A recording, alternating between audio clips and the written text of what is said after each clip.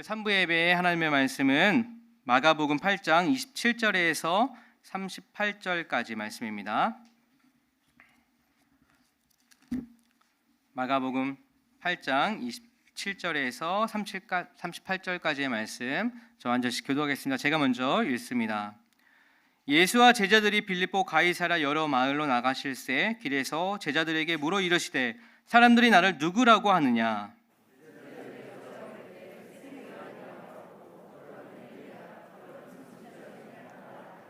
또 물으시되 너희는 나를 누구라 하느냐? 베드로가 대답하여 이르되 주는 그리스도시이니이다 하매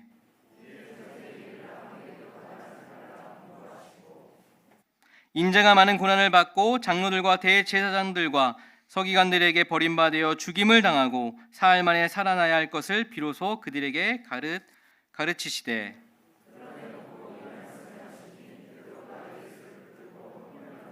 예수께서 돌이키사 제자들을 보시며 베드로를 꾸짖어 이르시되 사탄아 내 뒤로 물러가라. 내가 하나님의 일을 생각하지 아니하고 도리어 사람의 일을 생각하는도다 하시고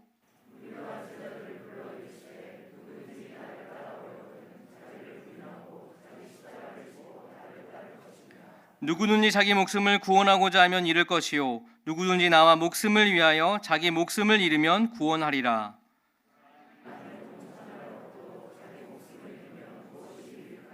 사람이 무엇을 주고 자기 목숨과 바꾸겠느냐? 누구든지 이 음란하고 죄 많은 세대에서 나와 내 말을 부끄러워하면 인자도 아버지의 영광으로 거룩한 천사들과 함께 올 때에 그 사람을 부끄러워하리라. 아멘.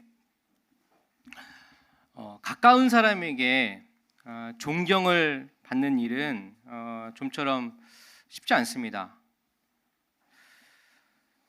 그런데 가까운 사람에게 혹 가족에게 정말 존경합니다라고 그런 이야기를 듣는다면 아마도 그 사람은 진짜 좋은 사람일 가능성이 큽니다. 제가 어쩌다가 자매들만 모여 있는 우리 자매 집사님들만 모여 있는 그 자리에 이렇게 식사하러 낄 때가 있어요. 근데 그때 가면 뭐 맛있게 음식을 해주셔서 그 음식의 맛도 일품이지만 몇몇 분들이 그렇게 남편 흉을 좀 보시더라고요. 그 맛 또한 참 일품이더라고요. 보기와는 다르게 그런 모습을 갖고 있었구나 통쾌하기도 하고. 근데 형제분들이 또 모여 있는 그런 자리가 있잖아요. 근데 그곳에 가서 식사를 하게 되면 대부분의 우리 남편분들은요 은근히 먹으면서 아내 자랑을 합니다. 또 은근히 아내 칭찬을 해요. 그래서 결론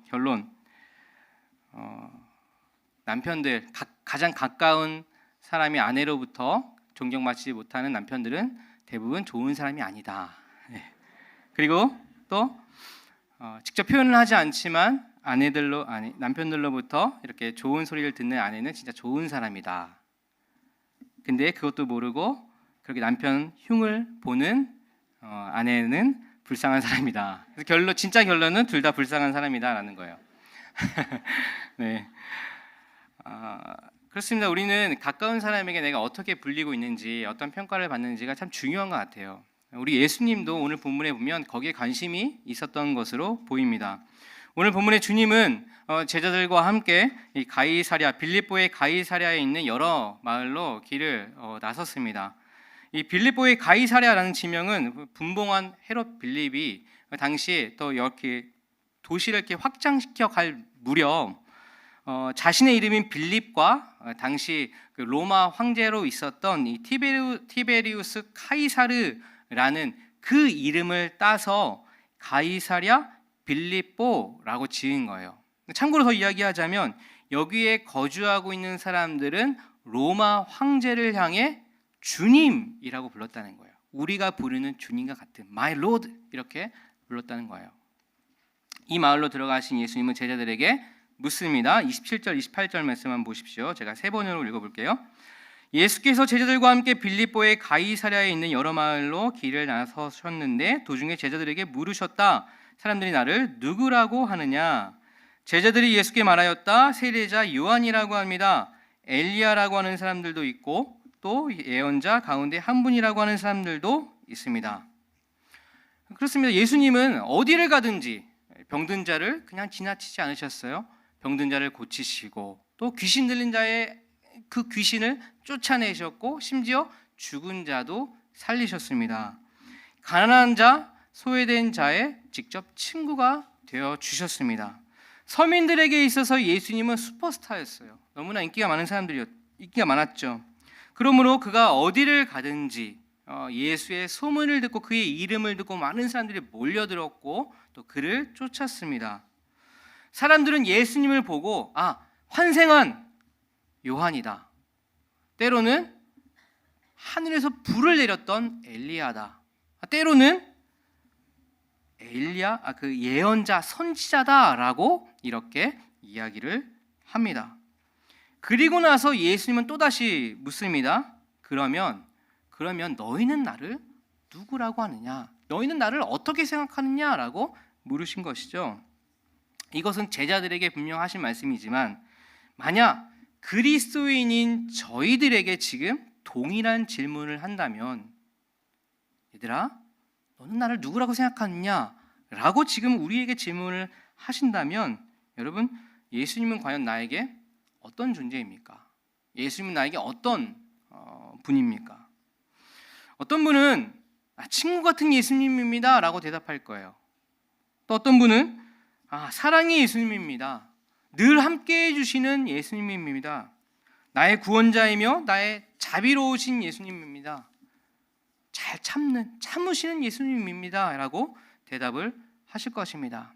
아마도 각자의 그런 삶에 찾아오신 예수님, 내 삶에 찾아와 나를 인격적으로 만난 예수님을 표현하라고 하면 각자의 말로 표현하라고 하면 아마 저마다 다들 사연이 있을 것이고 정말 감동이 있고 감격이 있는 예수님을 잘 표현해낼 수 있을 것입니다. 여러분 예수님은 어떤 존재입니까? 이와 같은 질문을 약 2000년 전에 함께 동거동락했던 제자들에게 물으셨어요. 너희는 나를 누구라고 하느냐? 이때 수제자 베드로가 대답을 하죠. 주는 그리스도시입니다. 마태복음은 이보다 좀 더 구체적으로 기록을 하고 있어요. 주는 그리스도시요 살아계신 하나님의 아들이십니다. 주는 그리스도시요 살아계신 하나님의 아들이십니다. 주님은 베드로의 이 고백을 너무나도 기뻐하시며 말씀하십니다. 마태복음 16장 17절 말씀에 이렇게 말씀해요. 예수께서 그에게 말씀하셨다. 시몬 바요나야 너는 복이 있다. 너에게 이것을 알려주신 분은 사람이 아니라 하늘에 계신 나의 아버지시다.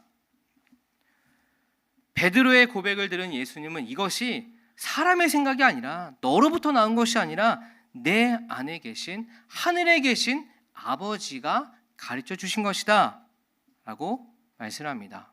이 말은 다시 말해서 하나님께서 알려주신 예수님을 표현한 가장 정답을 알려주신 것이죠. 당시 예수님은 슈퍼스타였어요. 어디를 가든지 기적을 일으키고요. 병든 자를 고치셨어요. 예수님으로부터 은혜 받은 자들은 하나같이 자기 어떤 경험을 통해서 무슨 예수님이라고 불렀을 것입니다. 내가 힘들고 어려울 때 나를 찾아와 주시고 인정해 주신 예수님을 친구 같은 예수님입니다 라고, 또한 장님이었던 누군가에게 예수님 찾아와 눈을 만지며 눈을 뜨게 해주셨을 때 장님이었던 나를 눈을 뜨게 하신 예수님이라고 표현할 수 있을 것입니다. 고침을 받은 사람은, 병 고침을 받은 사람은 생명을 주신 주님이십니다. 예수님이십니다 라고 이렇게 어떤 자기의 경험과 자기 간증을 통해서 그렇게 예수님을 표현해냈을 것입니다. 그런데 예수님은 다른 어떤 표현보다 감동이 있고 사연이 있는 그 예수님을 표현한 그 어떤 것보다 예수님은 베드로의 고백을 가장 기뻐하셨다는 거예요. 주는 그리스도시요 살아계신 하나님의 아들이십니다. 왜 그랬을까? 왜 주님은 베드로의 고백을 가장 기뻐하셨을까? 물론 각자의 삶 가운데 예수님을 만나 감동이 되어 간증이 있어 예수님을 각자의 마음으로 표현은 했지만 그 표현은 사실은 나와 관련이 있기 때문에 더 솔직하게 이야기해서 나에게 이익을 주었기에 나에게 뭔가 좋은 걸 주었기에, 즉 자기 중심적인 생각이 그 안에 들어가 있다는 사실입니다. 나에게 이익을 주신 예수님, 내 병을 고쳐주신 예수님, 아무도 상대해 주지 않았는데 나를 늘 무시하고 손가락질했는데 나를 찾아와 주셨고 같이 식사를 하셨고 옆에 계셔 주셨고 인정해 주신 예수님, 나에게 경제적인 복을 주신 예수님, 내 사업을 번창하게 해주신 예수님, 내 자녀를 아주 훌륭하게 키워주신 예수님 등등, 나와의 관계 속에서 내 경험 안에 만났던 예수님만을 우리는 표현해낼 수 있다는 것입니다. 마가복음 1장 1절 말씀에 이렇게 말씀합니다. 하나님의 아들 예수 그리스도의 복음의 시작이라. 복음이란 다른 말로 표현하면 기쁜 소식입니다. 근데 그 기쁜 소식은 사람들마다 조금씩 느낌이 좀 다를 거예요. 예를 들어서 오랜 고통으로, 병으로 인해 오랜 고통 속에 있었던 분들에게 병이 치유됐을 때는 그것이 기쁜 소식 아니겠습니까? 가난에 찌들어 오랜 세월을 지냈던 그 누군가에게 좀 삶의 여유가 생겼다, 경제적인 풍요로움이 생겼다, 이것 또한 기쁜 소식이 될 것입니다. 긴 세월 간절히 원하는 무언가가 이루어졌을 때 그것이 기쁜 소식이 될 수 있다는 것이죠. 각자마다 그 기쁜 소식, 다가오는 복음이 조금씩은 다를 것입니다.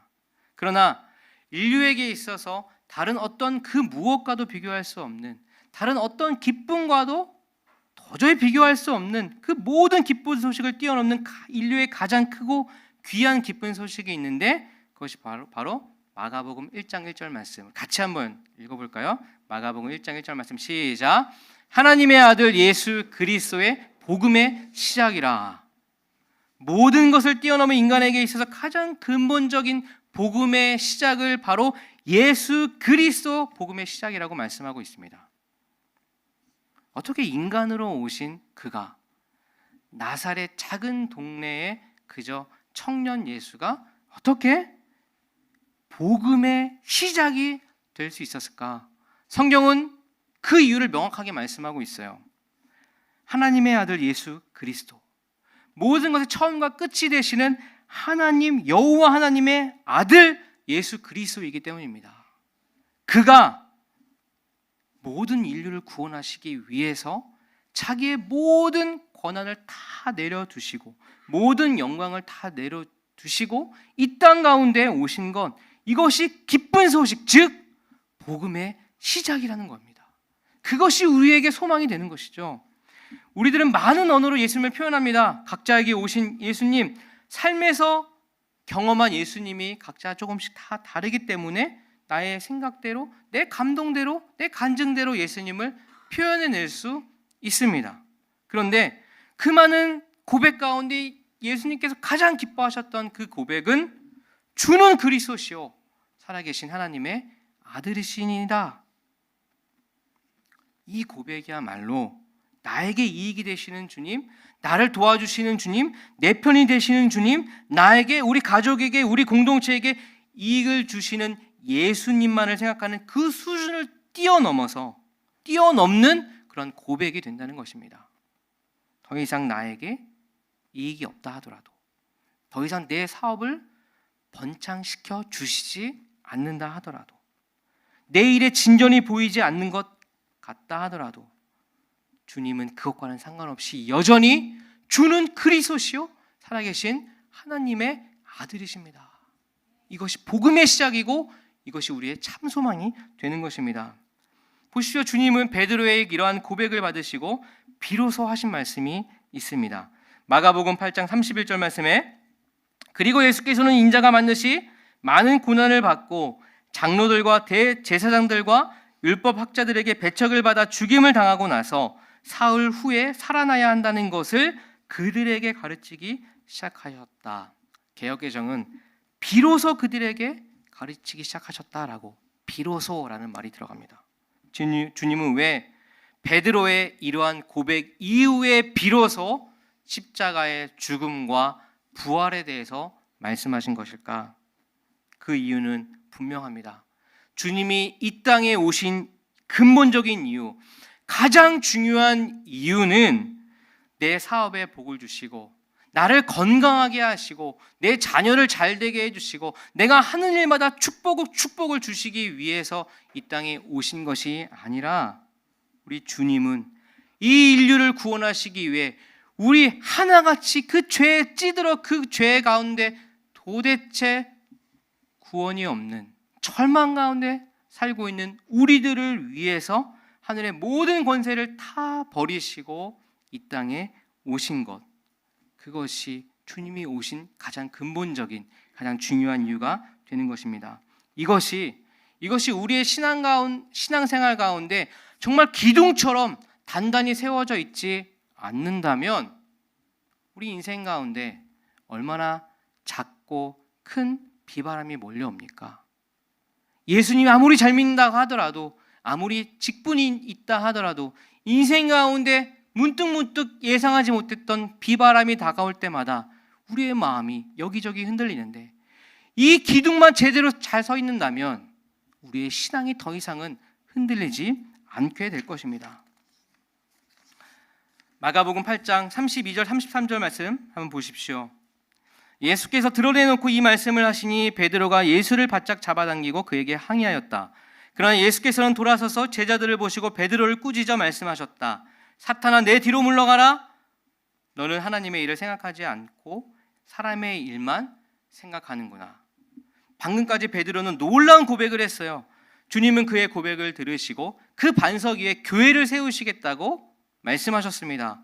그런데 몇 분 전까지만 해도 주님으로부터의 대단한 그런 칭찬을 받았던 베드로이지만 이제 완전히 그냥 상황이 딱 바뀌어 버렸습니다. 그는 주님으로부터 사탄아 물러가라, 사탄아 내 뒤로 물러가라 라는 이야기까지 듣게 된 것입니다. 주님은 왜 그런 말씀을 베드로에게 하셨을까? 베드로가 놀라운 고백을 했지만 여전히 그 베드로의 그 기쁨 속에는 인본주의적인 그런 마음이 아직 사라지지 않았기 때문입니다. 그가 위대한 고백을 했지만 여전히 그 안에는 자기 중심, 자기 이익에 대해서 생각을 하고 있었던 거예요. 베드로의 항변은 마치 예수님을 정말 사랑하고 예수님을 보호하려는 우직하고 충성스러운 그 마음이 그 안에 있는 것처럼 보이지만, 사실은 베드로의 그 기쁜 심리 속 안에는 여전히 자기 중심적인, 자기 이익을 생각하는, 예수님이 죽는다고? 그럼 나는 뭐야? 내가 모든 것을 버리고 당신을 쫓았는데 나는 낙동강 오리알 신세 아니야?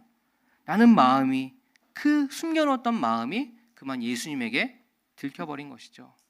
사탄아 뒤로 물러가라.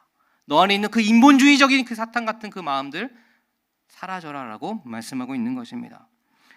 주님은 베드로의 고백을 들으셨어요? 그 마태복음엔 이렇게 기록합니다. 시몬 바요나야, 너는 복이 있다. 너에게 이것을 알려주신 분은 사람이 아니라 하늘에 계신 아버지이시다 라고 주님 너무나 기뻐하셨습니다. 그렇습니다. 베드로의 인간적인 모습으로는 그런 위대한 고백을 할 수 없습니다. 하나님이 중심되지 않는다면 천하의 베드로도 언제라도 내 이익, 내 복, 내 중심에 머물 수밖에 없다는 것을 우리에게 보여주고 있습니다. 우리도 마찬가지 아니겠습니까? 주님을 따르고 주님께 헌신했고 열심을 다해 성실히 주님께 달려왔지만 어느 순간 나의 노력과 나의 헌신과 내가 했던 그 모든 것들이 보이지 않기 시작할 때, 드러나지 않을 때, 나의 고생만큼 나에게 눈에 띄는 복이 보이지 않을 때, 더 이상 주님의 손길이 느껴지지 않을 때, 더 이상 주님의 음성이 들리지 않는 것처럼 느낄 때, 그때야 비로소 진정한 복음을 내 입술로 고백할 수 있을지, 여전히 베드로처럼 인본주의적인 그 마음이 아직도 사라지지 않는지, 우리 안에 그것들이 여전히 숨어있지 않은지 한번 살펴볼 필요가 있다는 것입니다. 우리 마음속에는 여전히 주는 그리스도시요 살아계신 하나님의 아들입니다 라는 고백과 동시에 주님은 인류를 위해서 죽으셔야만 됐고 다시 살아나셔야만 하는 그 대의를 우리는 나의 축복과는 상관없이, 나의 이익과는 상관없이 여전히 존중하고 여전히 지켜낼 수 있을지 우리 신앙을 한번 되돌아볼 필요가 있습니다. 예수님께서는 완전한 인간의 모습으로 오셨습니다. 완전한 인간으로 오신 예수님은 드셔야만 살 수 있었고요, 또 주무셔야만 했습니다. 그리고 또한 십자가를 앞두고요, 아버지, 만일 아버지의 뜻이면 내게서 이 잔을 거두어 주십시오 라고 말씀하셨습니다. 그렇습니다. 그는 완전한 인간으로 오셨어요. 만일 아버지의 뜻이면 내게서 이 잔을 거두어 주십시오 라는 인간적인 마음도 있었지만 그의 시선, 그의 기준과 그의 모든 중심은 아버지 하나님께 있었습니다. 그 말을 하신 후에 그는 곧 그러나 내 뜻대로 되게 하지 마시고 아버지의 뜻대로 되게 하여 주옵소서라고 고백합니다.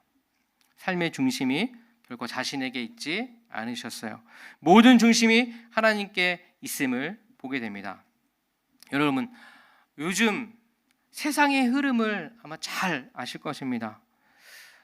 세상에서 굉장히 많이 하는 이야기 중에 하나가 너가 제일 중요하다, 너가 제일 소중해, 너가 기준이야, 너의 마음속 깊은 곳에 있는 너의 목소리를 들어, 내 자신이 가장 소중하단다, 누구 이야기 말 듣지 마 라는 이야기를 아마 많이 들으셨을 거예요.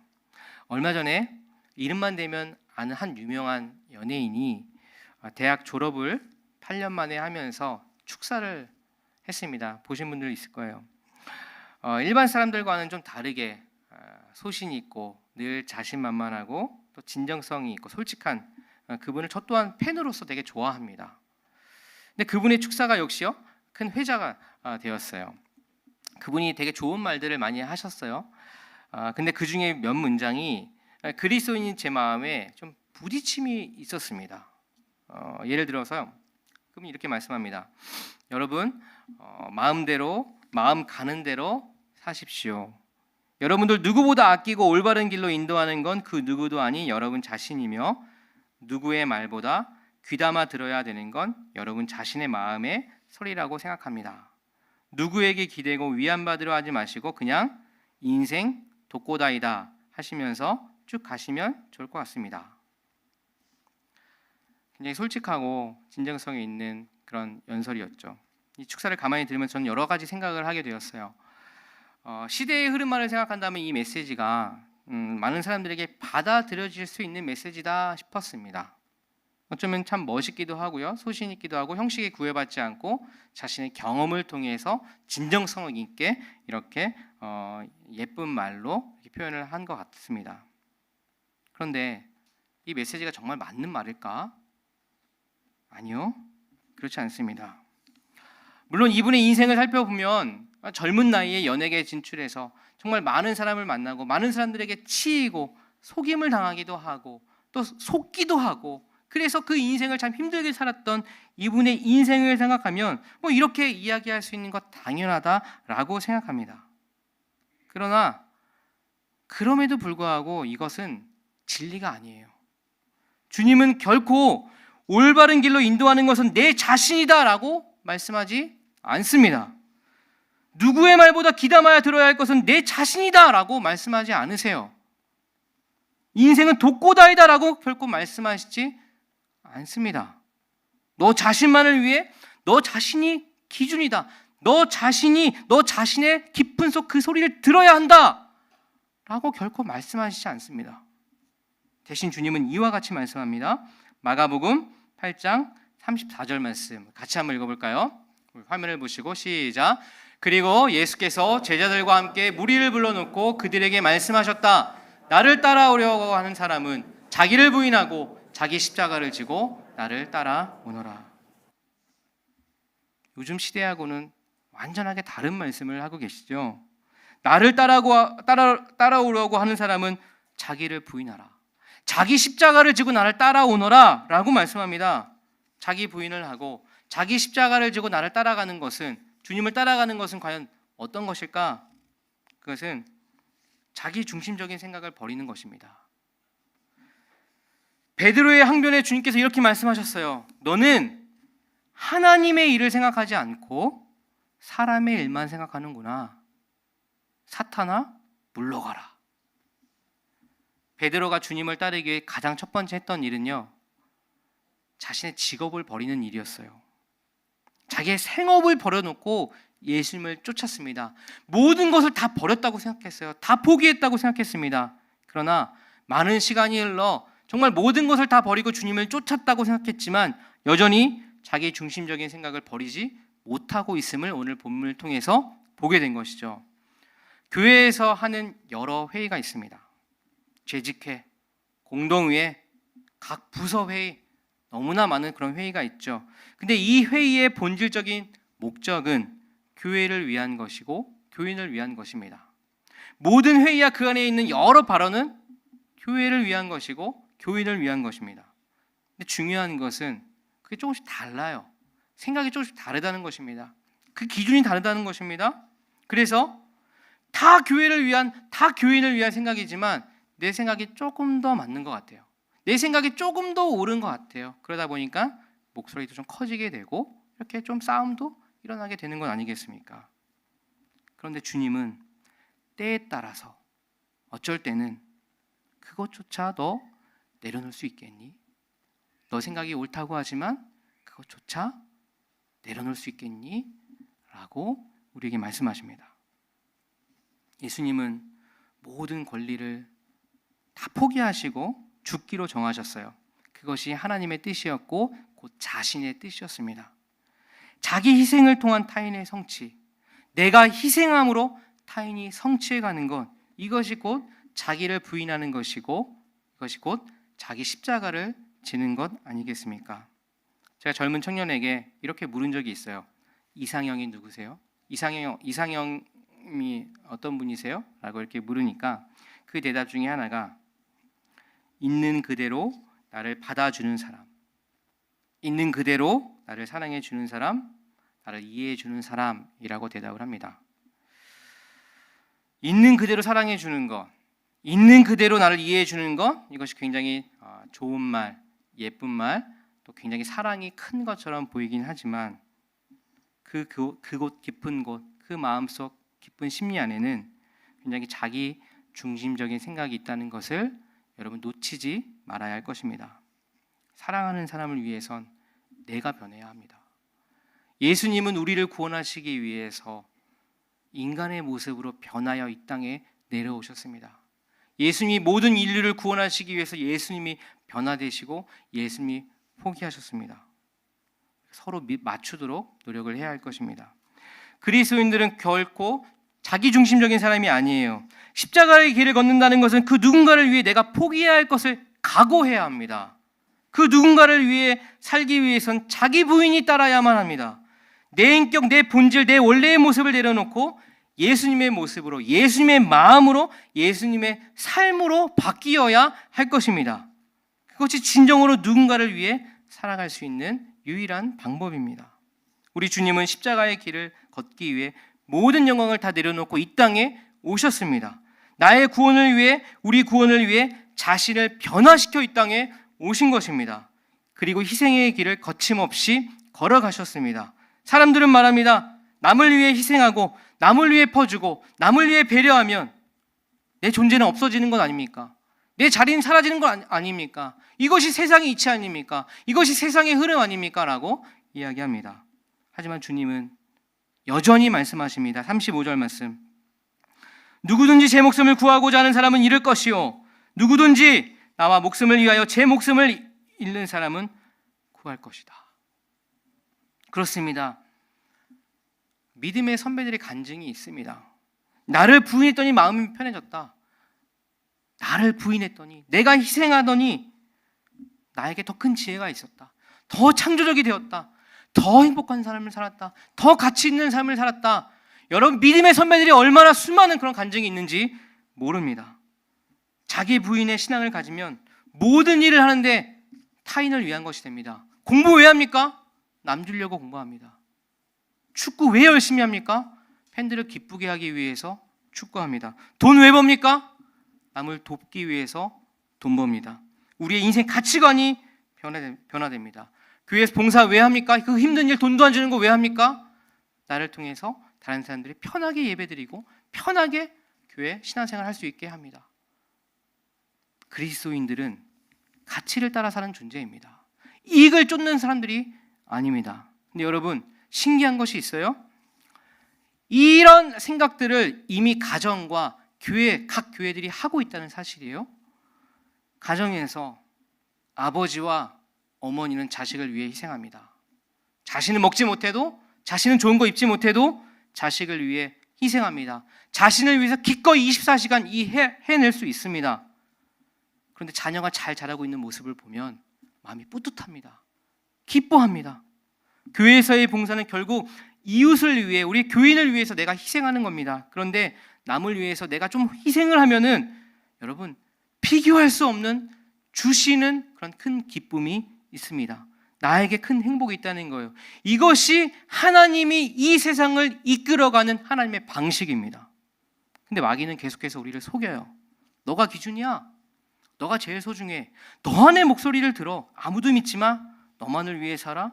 있는 그대로를 사랑해주고 이해해주는 그 사람을 만나야 돼. 없어요. 청년분들, 그런 사람 없어요. 속지 마십시오. 내가 변하지 않으면 안 됩니다. 가정에, 교회에 계속해서 유혹의 목소리가 들려요. 그런데 가정에서, 교회에서 그 유혹을 버텨내지 못하면 여러분 세상 무너집니다. 세상의 소망이 어디에 있습니까? 교회밖에 없습니다. 복음 아니면, 예수님 아니면 천국을 갈 방법이 없습니다. 교회는 그래서 이 땅의 소망입니다. 그런데 가정과 교회가 무너져 버리면 여러분 다 무너지는 거예요. 우리 아이들 설 자리가 없습니다. 그래서 정신 똑바로 차려야 합니다. 우리 그리스도인들은 가치를 따라 사는 사람들이에요. 이익을 쫓는 사람들이 아닙니다. 그 가치는 자기를 부인하고 자기 십자가를 지고 주님을 따르는 사람들입니다. 주님을 따르는 것에 최고의 가치가 있는 줄 믿으시기 바랍니다.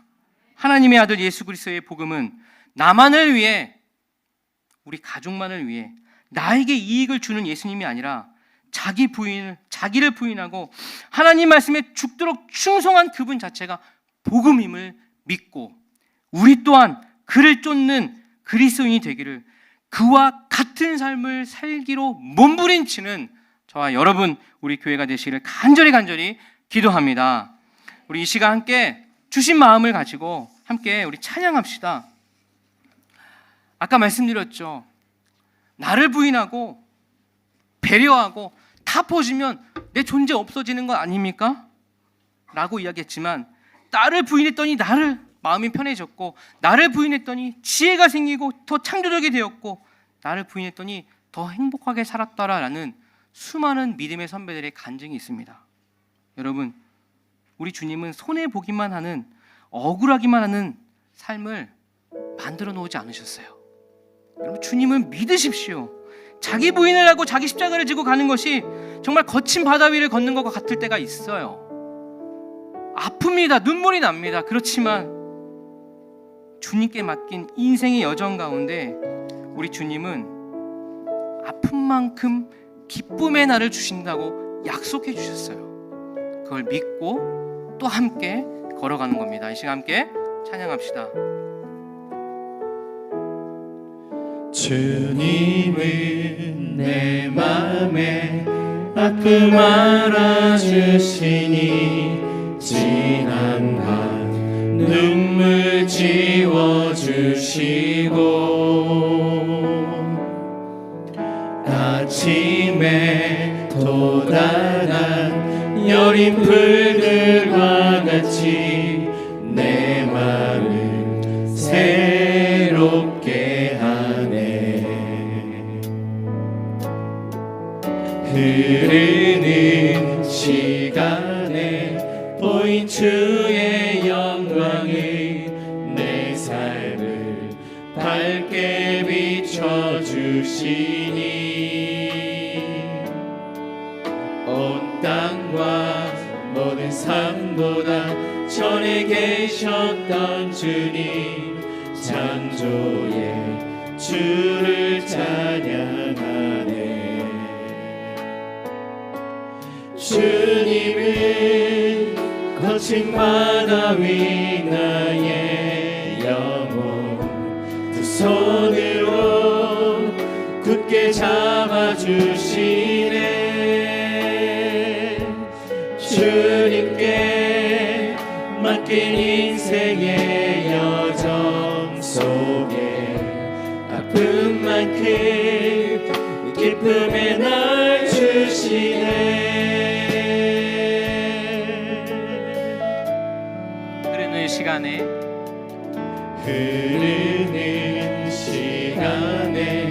보인 주의 영광을 내 삶을 밝게 비춰주시니 온 땅과 모든 삶보다 전에 계셨던 주님 창조의 주를 찬양하네.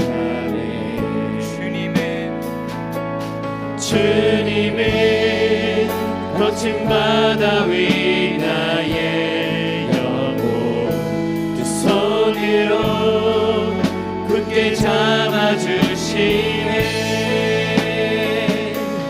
주님께 맡긴 인생의 여정 속에 아픈 만큼 기쁨의 날 주시네.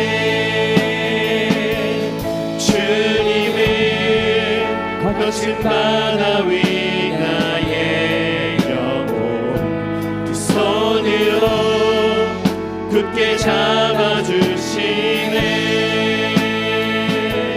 주님께 맡긴 인생의 여정 속에 아픈 만큼 기쁨의 날 주시네. 주님은 거친 바다 위 나의 영혼 두 손으로 굳게 잡아주시네.